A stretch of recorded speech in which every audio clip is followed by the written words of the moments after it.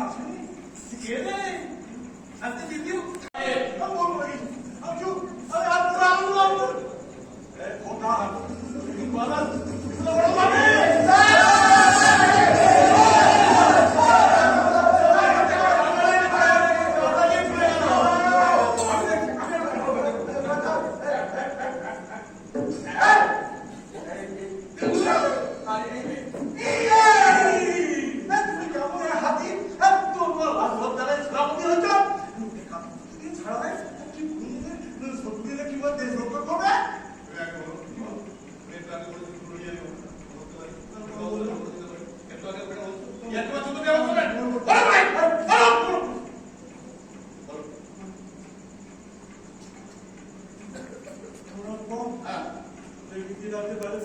কোথাও ফেলবো না, তুমি শুধু আমাকে বলে দাও কোথা দিচ্ছি সব দেখছি দিন যদি চাওয়া দিয়ে পুরো কোনো দিন না ওরে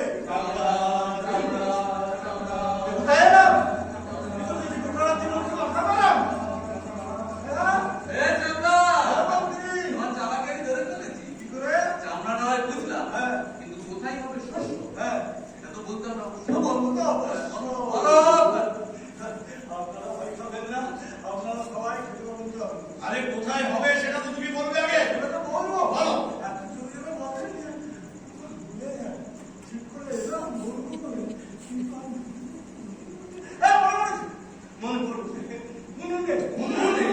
যদি ধরো পালন আর বেগুন কেউ রান্না করে খাবে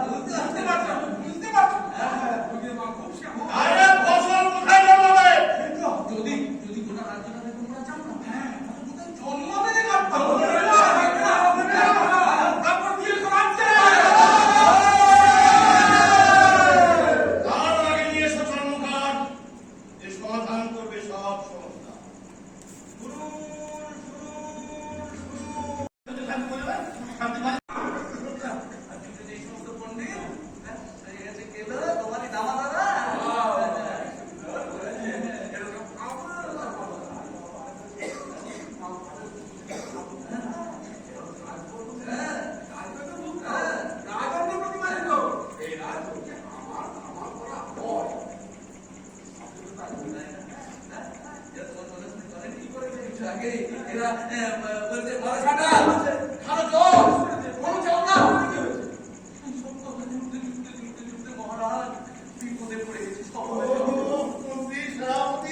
তোমরাই দেখছি রাজ্যটাকে তুলে বাচ্চালে ওরা জামার প্রধান বলছে আমি করতে পারি সমাজ অনেক শুনেছি গল্প অনেক শুনেছি যার যখন গল্প এখানে ছেড়ে দেবে আর আমাদের সমস্যা বেড়ে যাবে। আরে দেশের লোক নয় কুলপতি মহাশয় দেখেছেন গোটা রাজ্য বেশ বেশ বেশ বেশ এসো এখানে দেখি কি সমাধান উনি এনেছেন এখানে আসুন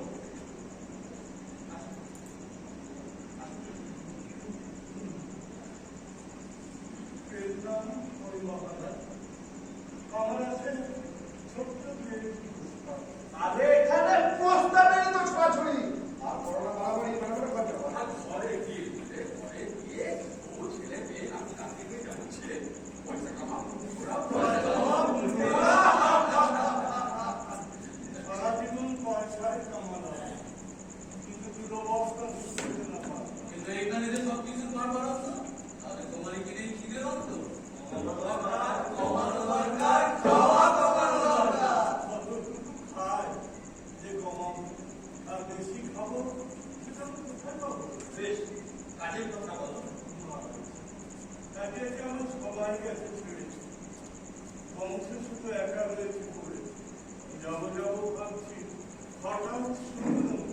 আপনি নাকি এই দরবারে দেখেছেন রাজ্যের সমস্ত দেখেছি চামড়া দিয়ে মুক্ত হবে রাজ্যে কিন্তু কোনো কিছু হয় না পরিত্যাজ্য সব কিছু রাখবে যথাযথ শুধু বাচ্চাটা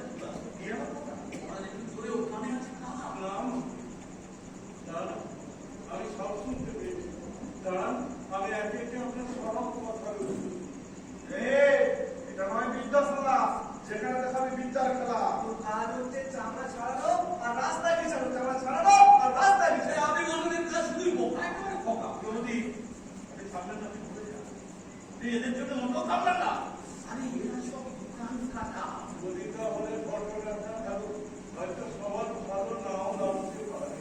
আর দেরি করিস না, তাড়াতাড়ি বল। লাগবে না সমস্ত বস্তুর চাপড়া। লাগবে না?